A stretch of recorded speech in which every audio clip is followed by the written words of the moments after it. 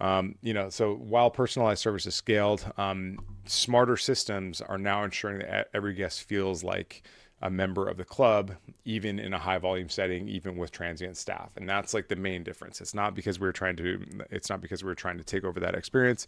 It's because we're trying to adapt to the current consumer psychology. Let's talk about another thing. So the thing that I focus on with my business is creating the modern equivalent of old school hospitality.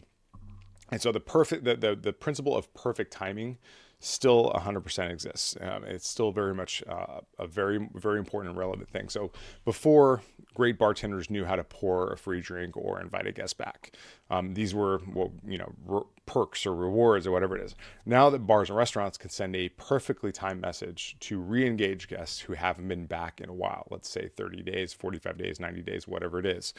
And so also now reputation, even 10 years ago, Google Maps and Google reviews were completely irrelevant. Now it's basically everything. If you have consistent negative reviews in your restaurant, you're going to go out of business. And try explaining that to your investors. That's going to be a difficult conversation, especially if your investors are your parents or your siblings or something like that. So reputation building is just as critical